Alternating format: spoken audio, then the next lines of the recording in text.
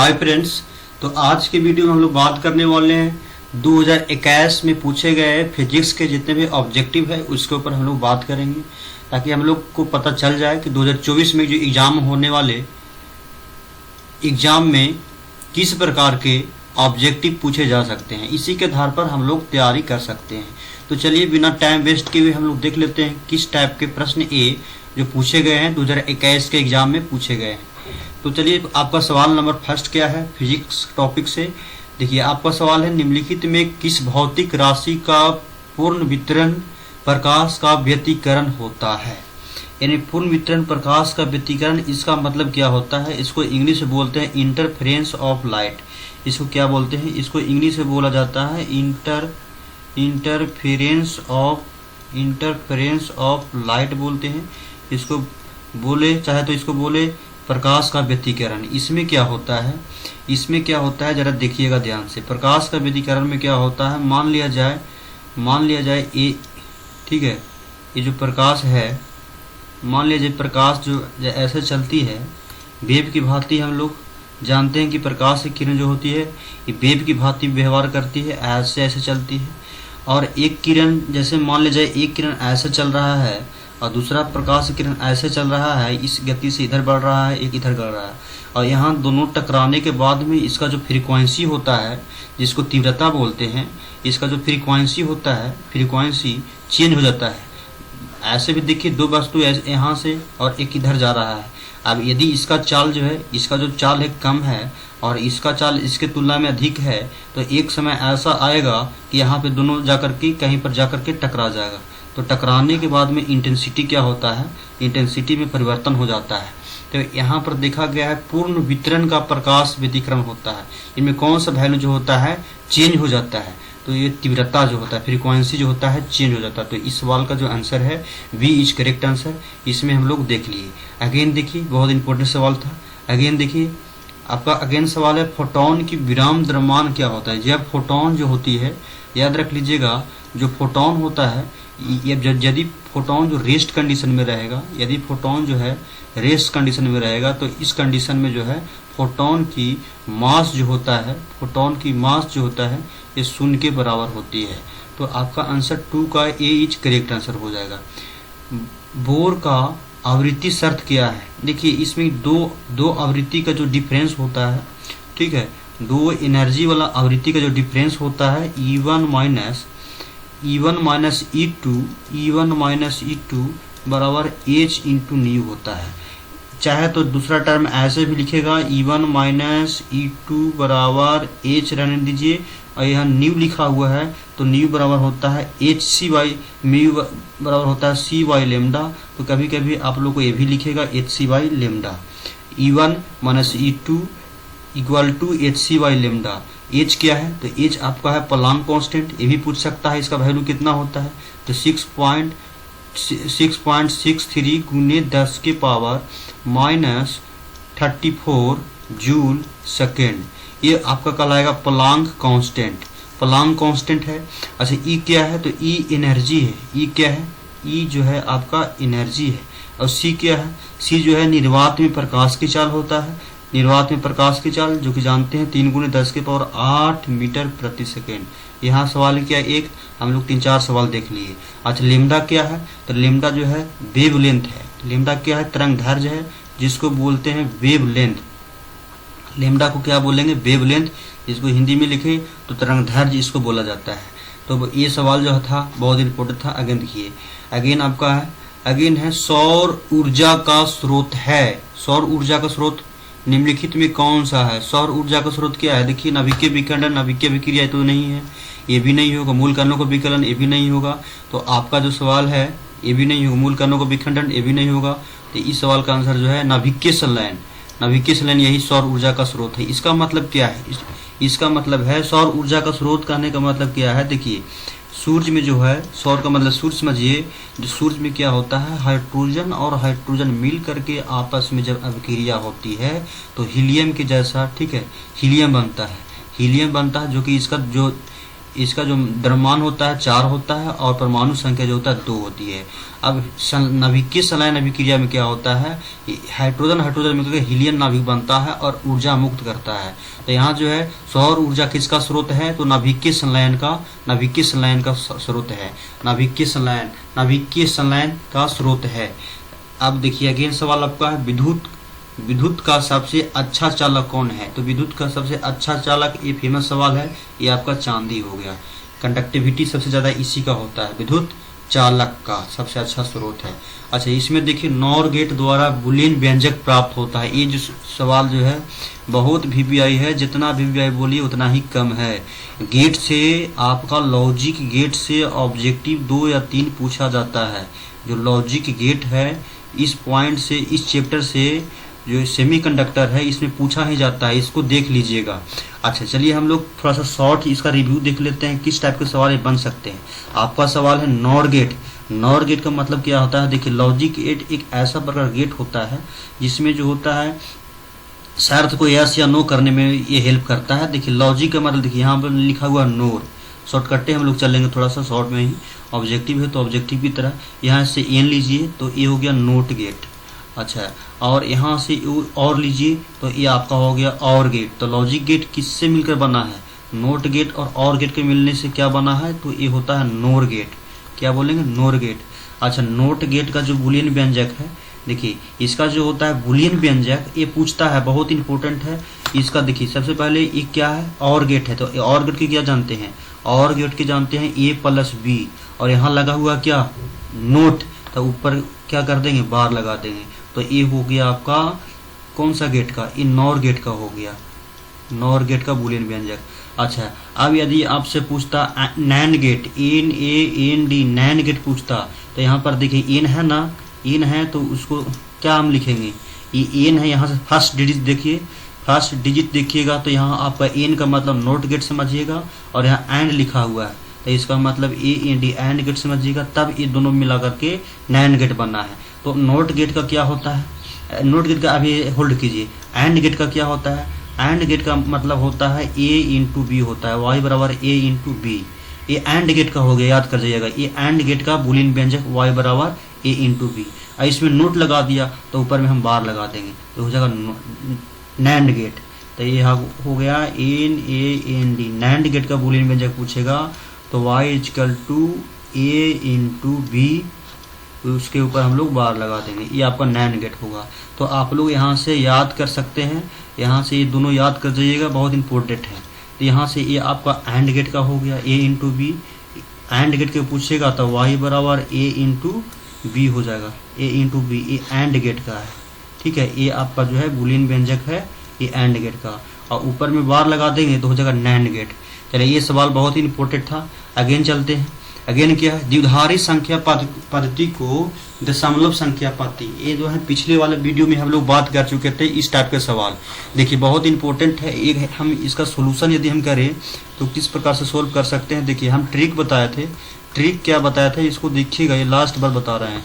Trick में देखिए जैसे 1 से स्टार्ट कीजिए, 1 के बाद 2 लिखिए, और 2 के बाद 4 लिखिए, 4 के बाद 8 लिखिए, यानी 1 से स्टार्ट कीजिए और 1 के बाद 2 से गुना करते हुए आगे बढ़ जाना है। 1 2 4, 4 के बाद कितना होगा भाई 16 होगा, 16 के बाद कितना होगा 32 होगा। अच्छा, जब तक कब तक आगे बढ़ते रहेंगे, यहाँ संख्या को देखना है, ठीक है, ये ट्रिक हो गया।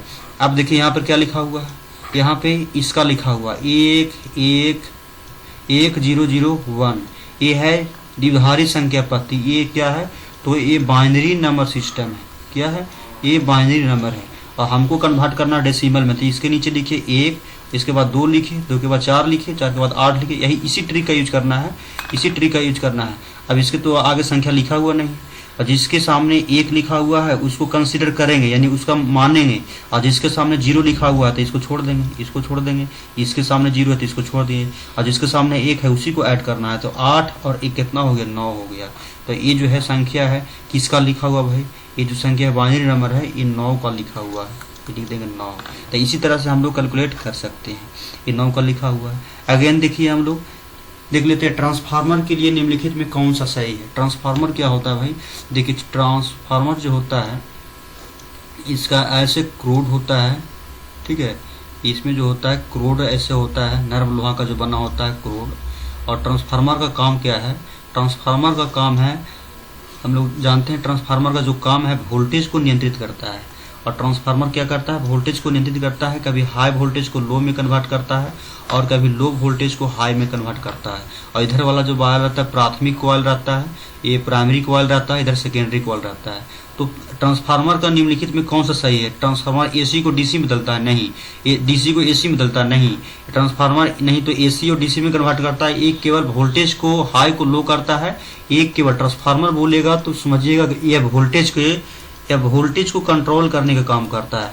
ट्रांसफार्मर का क्या का है? तो ट्रांसफार्मर का काम है वोल्टेज को कंट्रोल करना।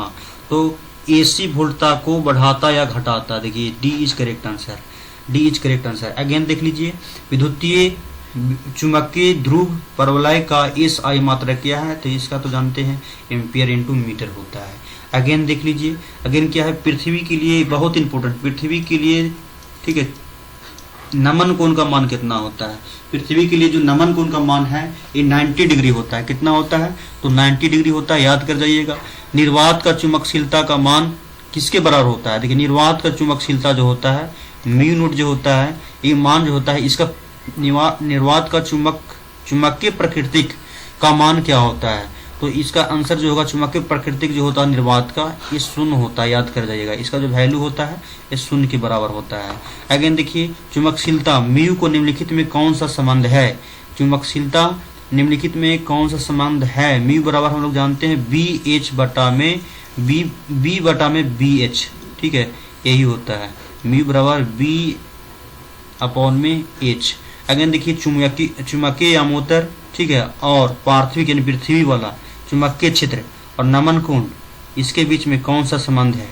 यानी बी एच का घटक कौन होता है? देखिएगा ध्यान से, ऐसे देखिए हॉरिजॉन्टल वाला रहता है ना, ये बीच होता है, और वर्टिकल वाला रहता है ये होता है बीवी, और बीवी होता है, और इसके बीच में ये रहता है डेल्टा, ठीक है, इंक्लिनेशन। अब इसमें क्या पूछ रहा है? निम्नलिखित में कौन सा संबंध जो है आपका सही है? निम्नलिखित में कौन सा संबंध आपका सही है? तो देखिए ये भौगोलिक अक्ष के साथ में जो ये है, देखिए बीवी के घटक, उदक घटक क्या होगा? तो इसका कंपोनेंट तोड़िएगा इसके साथ में, तो जिसके साथ में कोण रहता है तो वो होता है कौस में, जिसके साथ में कोण रहता है वो कौस में होता है, और बाकी कंपोनेंट जो होता है ये साइन में होता है। देखिए तो बी एच का घटक पूछ रहा है, इसके साथ जो एंगल है ना, एक बार अच्छा से समझिए इसको, देखिएगा, देखिए ये जो आपका है पूछ रहा है, ये आपका हॉरिजॉन्टल वाला है, क्षैतिज वाला है, और एक उदग्र वाला चुंबकीय क्षेत्र है, और यहाँ से जो है ये डेल्टा एंगल बना रहा है। तो पृथ्वी के साथ में जो है उदग्र घटक कौन सा होगा? बीवी का उदग्र घटक जो होगा ये कौन सा होगा? तो यहाँ पर जिसके साथ एंगल रहता है कौस में, तो ये वाला हो जाएगा कौस में। तो बी बराबर जो होगा बी एच बराबर जो होगा बी कॉस थीटा। तो बी एच बराबर बी कॉस थीटा कहाँ है? तो सी इज करेक्ट आंसर हो जाएगा। अगेन देख लेते हैं, अगेन आपका है विद्युत चुंबकीय तरंग के संचारण की दिशा क्या होती है? विद्युत चुंबकीय तरंग की संचारण की दिशा जो होती है, विद्युत चुंबकीय तरंग की संचारण की दिशा जो होता है, याद कर जाइएगा विद्युत चुंबकीय तरंग क्या है। तो देखिए यहाँ से ऐसे, ऐसे और ऐसे 3 गो एक्सिस होता है। इसको मानिए आपका ये जो है बी, या इसको चुंबकीय क्षेत्र ऐसे ऐसे, और इसको मान लीजिए ऐसे, और इसका जो संचारण की दिशा होता है ना, चुंबकीय क्षेत्र और विद्युतीय क्षेत्र के चुंबकीय क्षेत्र और विद्युतीय क्षेत्र के ये ई गुने ई क्रॉस वी के समांतर होती है। ये याद रख लीजिएगा, ये जो है विद्युत चुंबकीय तरंग में पढ़ना है, ई क्रॉस बी के समांतर होती है। तो इस सवाल का जो आंसर है डी इज करेक्ट आंसर हो जाएगा। वोल्ट मीटर क्या मापता है? तो इजी सवाल है, वोल्ट मीटर क्या मापता है? तो वोल्ट मीटर बताइए जरा, वोल्ट मीटर प्रतिरोध मापता है कि धारा के विभवांतर? तो वोल्ट मीटर जो है विभवांतर मापता है। विभवांतर यानी पोटेंशियल डिफरेंस, विभवांतर यदि बोले तो इसको बोलेंगे पोटेंशियल डिफरेंस, विभवांतर मापता है। और विभवांतर यानी वोल्टेज का V बराबर क्या होता है, W/Q। और इसका यदि यूनिट पूछेगा तो जूल प्रति कूलाम होता है। जूल प्रति कूलाम को हम वोल्ट बोलते हैं। अगेन देख लीजिए 1/4 पाई एप्सिलॉन नॉट का मान कितना होता है, तो 1/4 पाई एप्सिलॉन नॉट का जो मान होता है बहुत इंपॉर्टेंट है, ये तो इजी ही है, ये फेमस सवाल है। ये 9 गुने 10 के पावर 9 न्यूटन मीटर स्क्वायर प्रति कूलाम स्क्वायर इसका वैल्यू होता है। ये केवल 9 ही होगा। अगेन देख लेते हैं, अगेन क्या है, निम्नलिखित में कौन सा सही संबंध है, निम्नलिखित में कौन सा सही संबंध है। तो F बराबर क्या होता है, F बराबर जानते हैं Q/E होता है। ठीक है, F बराबर Q/E। तो आपका इस सवाल का आंसर क्या होगा, F बराबर Q/E कहाँ है, F बराबर जो है Q/E यही होगा। यहाँ से टर्मिनेट कीजिए, इसको हटाइए, इधर लाइए, तो ये आपका ए इज करेक्ट आंसर हो जाएगा। अब देखिए विद्युत विभव किसके बराबर होता है, विद्युत विभव जो का वैल्यू जो होता है किसके बराबर होता है, अभी जस्ट बताया। V बराबर क्या होता है, W/Q होता है। इसी को तो बोलते हैं इलेक्ट्रिक पोटेंशियल। और इसका यूनिट क्या हो गया, इसका यूनिट जूल हो गया, और ये Q है यानी चार्ज है, इसका यूनिट कूलाम हो जाएगा, इसका यूनिट कूलाम हो जाएगा, तो जूल प्रति कूलाम को हम वोल्ट भी बोलेंगे। तो इस सवाल का answer B is correct answer. Again देखिए विद्युत द्विध्रुव अघूर्ण का मात्रक क्या होता है, ये बहुत इंपॉर्टेंट है। और इसका जो मात्रक होता है, एक दूसरा मात्रक जो पूछेगा तो आप लोग याद कर जाइएगा। दूसरा मात्रक जो है विद्युत द्विध्रुव अघूर्ण के जो है, विद्युत द्विध्रुव अघूर्ण क्या होता है पहले समझ लीजिए। मान लीजिए ये कोई आवेश है Q और यहाँ -Q है। अच्छा, यहाँ माइनस ले लीजिए और यहाँ प्लस ले लीजिए, क्योंकि इसका डायरेक्शन माइनस से प्लस की ओर होता है। अब बीच का डिस्टेंस यदि 2a लेते हैं तो विद्युत द्विध्रुव अघूर्ण का मतलब होता है, जिसको इलेक्ट्रिक डायपोल मोमेंट कहते हैं, और इसको P से सूचित करते हैं। और दोनों चार्ज में से कोई एक चार्ज को ले लीजिए और बीच की दूरी से गुना कर दीजिए, तो ये कहलाता है वैद्युत द्विध्रुव अघूर्ण कहलाता है। अब इसका यूनिट देखें, ये चार्ज है, चार्ज का यूनिट क्या हो, कूलाम। और डिस्टेंस मीटर में या सेंटीमीटर में देखेंगे, यदि यहाँ पे मीटर में दिया हुआ है तो मीटर में कैलकुलेट करेंगे, तो कूलाम इंटू मीटर हो गया। तो वैद्युत द्विध्रुव का जो वैल्यू होगा क्या होगा, SI जो यूनिट होगा कूलाम इंटू मीटर। अगेन देख लीजिए फेराइड, एक फेराइड बराबर क्या होता है। देखिए फेराइड क्या होता है, जनरली फेराइड जो होता है किसी चालक की धारिता का जो होता है मात्रा को हम फेराइड में दिखाते हैं। मान लिया जाए कोई चालक है और इसके अंदर जो है ये आवेश भरा हुआ है, तो कितना आवेश जो है स्टोर हो सकता है, यानी आवेश की ग्रहण करने की क्षमता जो होती है ना, कितना आवेश इसमें आ सकता है, उसी को हम बोलते हैं धारिता, चालक की धारिता। और चालक की धारिता को हम लोग C से डिनोट करते हैं, और C बराबर जो होता है Q/V होता है। और C बराबर क्या होता है, Q/V। ये याद रख लीजिएगा, बहुत इंपॉर्टेंट है। अच्छा, इसका जो यूनिट होगा कूलाम होगा, और वोल्ट है तो इस विभव है तो वोल्ट होगा, तो कूलाम प्रति वोल्ट हो जाएगा। और यही कूलाम प्रति वोल्ट को हम बोलते हैं फेराइड। याद रख लीजिएगा, कूलाम प्रति वोल्ट को हम क्या बोलेंगे, फेराइड बोलेंगे। एक कूलाम प्रति वोल्ट को फेराइड, तो यही तो है। एक फेराइड बराबर याद रख लीजिएगा, एक फेराइड बराबर एक पॉइंट और बता देते हैं, ये आपका हो गया 96,500 कूलाम। ये भी बहुत इंपॉर्टेंट है, एक फेराइड बराबर 96,500 कूलाम होता है।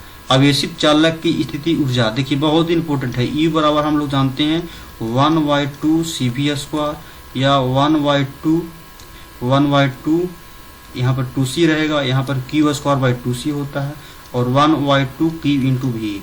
ये तीन फार्मूला हमने बताया है भाई, जो भी होगा ये तीन फार्मूला के टर्म में देता है। आवेशित चालक की स्थिति ऊर्जा कौन सा होगा, जो ऑप्शन आएगा, जो इसमें जो दिखेगा वही आपका ऑप्शन होगा। तो इस सवाल का आंसर क्या हो जाएगा, बताइए जरा आप ही देख करके। 1/2 CV², इस किसी आवेशित चालक की स्थिति ऊर्जा यानी कितना एनर्जी उसमें स्टोर हो सकता है। अगेन जरा देख लीजिए, अगेन क्या है, समान प्रतिरोधों को समांतर क्रम में निम्नलिखित में कौन सा राशि समान होती है, बहुत इंपॉर्टेंट है। जरा देख लीजिए, 10th में भी प्रूव करने के लिए पूछता है। देखिए प्रतिरोधों का हम समांतर क्रम में हम यदि जोड़ेंगे, मान लीजिए कि ये कोई प्रतिरोध है R1 है, और यहाँ से हम कोई दूसरा प्रतिरोध को हम R2 प्रतिरोध के हम यहाँ से ऐड कर रहे हैं। एक और प्रतिरोध ले लीजिए, हम यहाँ पे R3 ले रहे हैं, तो R1 R2 R3, और यहाँ से हम बैटरी से क्या कर रहे हैं, कनेक्ट कर रहे हैं। तो V वोल्ट की बैटरी से कनेक्ट करेंगे तो यहाँ पर जो होगा धारा का मान जो होगा चेंज हो जाता है। इसमें I1 होगा, इसमें हो जाएगा I2, और इसमें आपका होगा I3। लेकिन वोल्टेज इसमें समांतर क्रम यदि हम जोड़ेंगे तब वोल्टेज का जो वैल्यू होता है इसमें भी सेम होगा, इसमें भी सेम होगा, इसमें भी सेम होगा, इसमें भी सेम होगा। यदि हम समांतर क्रम में जोड़ेंगे तब विभवांतर जो होगा, जो विभवांतर का जो वैल्यू है, ये जो विभवांतर होगा, विभवांतर जो होगा सेम होगा। यदि समांतर क्रम में जोड़ेंगे तो वोल्टेज का वैल्यू सेम होता है। और सीरीज में यदि जोड़िएगा, सीरीज में 2 या 3 प्रतिरोध या जितना भी प्रतिरोध को जोड़ दीजिएगा तो इसमें धारा का मान जो होगा सेम होगा। धारा का मान क्या होगा? सेम होगा। सीरीज वाला में धारा का मान सेम होता है। जो सीरीज वाला में जो होता है यानी श्रेणी क्रम में धारा का मान सेम होती है। लेकिन समांतर क्रम में जो होता है, समांतर क्रम में, ठीक है, समांतर क्रम में ये जो विभव होता है जिसको वोल्टेज बोलते हैं ये सेम होता है। तो याद रख लीजिएगा, समांतर क्रम में क्या सेम रहता है? तो विभव यानी विभवांतर। लेकिन श्रेणी क्रम में पूछेगा तब होगा ये धारा। तो यहाँ से 2 पॉइंट ये पूछ सकता है। अगेन देख लेते हैं। अगेन आपका सवाल क्या है? हेनरी। 1 हेनरी किसका यूनिट है बाबू? 1 हेनरी जो है चुंबकीय क्षेत्र का मात्रक जो है हेनरी होता है। अगेन देख लीजिए, इसका जो है क्या पूछ रहा है? 1 हेनरी बराबर कितना होता है? 1 हेनरी बराबर 10 के पावर 3, ठीक है, यही होता है 10 के पावर 3 मीटर इंटू हेनरी के बराबर होता है 1 हेनरी बराबर। अगेन देख लीजिए, रेडियो एक्टिविटी तत्व के लिए निम्नलिखित में कौन सा सही है? तो रेडियो एक्टिविटी बहुत फेमस सवाल है। इसका जो आंसर होगा 24 को, तो ये इम्पोर्टेंट है, इसका ये याद कर जाइएगा, यही होगा 24 का जो आंसर होगा ये होगा रेडियो एक्टिविटी तत्व, ठीक है। निम्नलिखित में कौन सा रिलेशन सही है? तो 24 का ए इज करेक्ट आंसर। अगेन देखिए, अगेन आपका क्या है? निम्नलिखित में कौन सा सही है? ये तो अभी जस्ट बताए हैं निम्नलिखित में कौन सा सही है। तो इसमें देखिए 12 लिखा हुआ है, 1 अभी जस्ट बताए 100, यहाँ पर 2 लिखा हुआ है। तो हम क्या बोले? ट्रिक अभी जस्ट बताए कि जो लिखा उस ट्रिक का यूज कीजिए। ट्रिक क्या है भाई? यहाँ पे थोड़ा देख लिया जाए। ट्रिक बताए थे, यहाँ से 0 लिखिए, 0 के बाद 1 लिखिए, 1 के बाद 2, 2 के बाद 4, 4 के बाद 8, 8 के बाद 16 लिखिए और ऐसे आगे लिखते हुए बढ़ जाना है। तो यहाँ क्या लिखा हुआ है? 1100 लिखा हुआ है। 1100 लिखा हुआ, तो यहाँ 1 लिखेंगे, यहाँ 2 लिखेंगे, यहाँ 4 लिखेंगे, यहाँ 8 लिखेंगे और 0 जिसके सामने 0 लिखा हुआ उसको छोड़ देंगे, इसको छोड़ देंगे, इसको छोड़ देंगे और इसको जोड़ देंगे। तो 8 4 कितना हुआ? 12। निम्नलिखित में कौन सा सही है? 8 4 12, यही तो आपका सही हो गया। तो 25 का ही हो जाएगा। अब इसको कैलकुलेट कीजिएगा तो 12 नहीं आएगा। देख लीजिएगा आप लोग। अगेन हम लोग देख लेते हैं। अगेन क्या है? मूल गेट क्या होता है? देखिए लॉजिक गेट जो होता है, मूल गेट पूछ रहा है। जो लॉजिक गेट होता है, चलिए इसको सही से लिख देते हैं, ये इम्पोर्टेंट है, इसको थोड़ा सा ध्यान दीजिएगा। ये सवाल बहुत इंपॉर्टेंट बन जाता है और ये कभी कभी 2 नंबर में भी पूछ लेता है। तो चलिए हम लोग देख लेते हैं लॉजिक गेट जो है, लॉजिक गेट, ठीक है। लॉजिक गेट जो होता है मूलतः 3 प्रकार के होते हैं।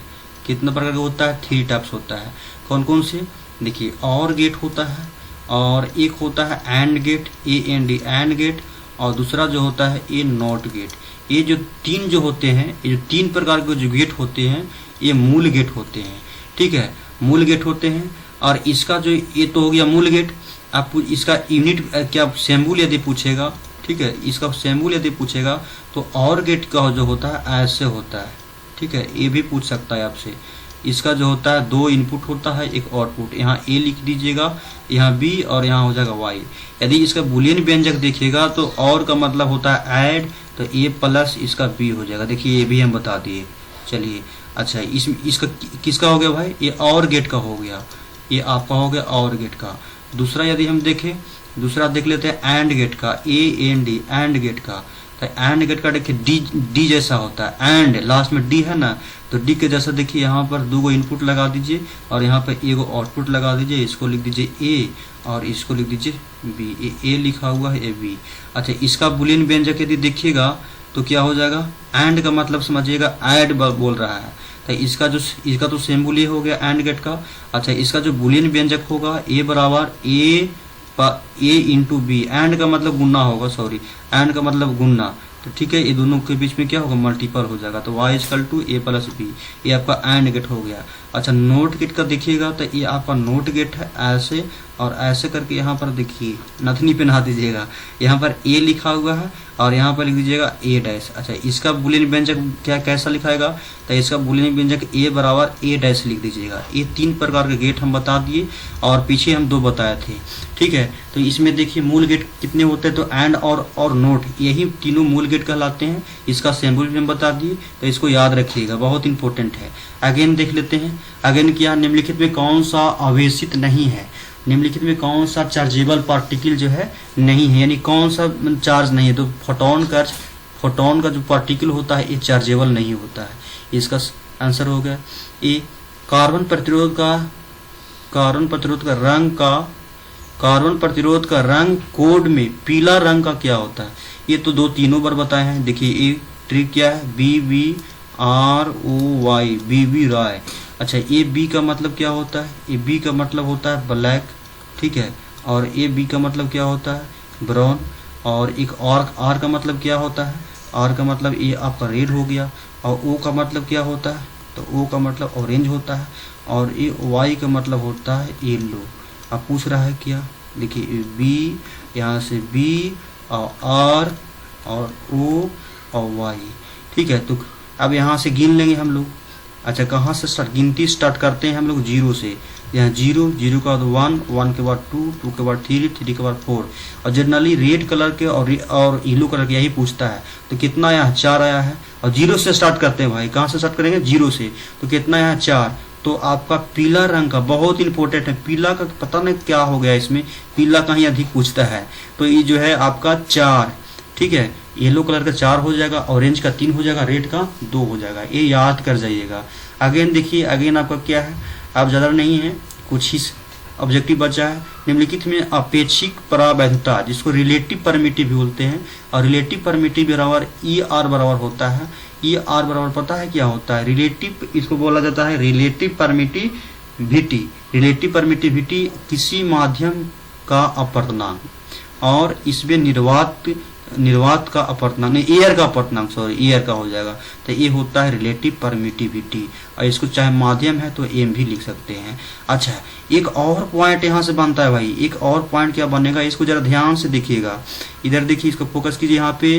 देखिए, यदि इसमें देखे तो ये जो है माध्यम का, और ये क्या है, ये माध्यम, किसी माध्यम का अपवर्तनांक, और ये जो है आप साइलेंट नोट जो है एयर का अपवर्तनांक है। अच्छा, इसका जो अपवर्तनांक है, मान लीजिए इसका कुछ यूनिट होगा, यहाँ पर इसका जो है कुछ यूनिट होगा, और इसका भी कुछ यूनिट होगा।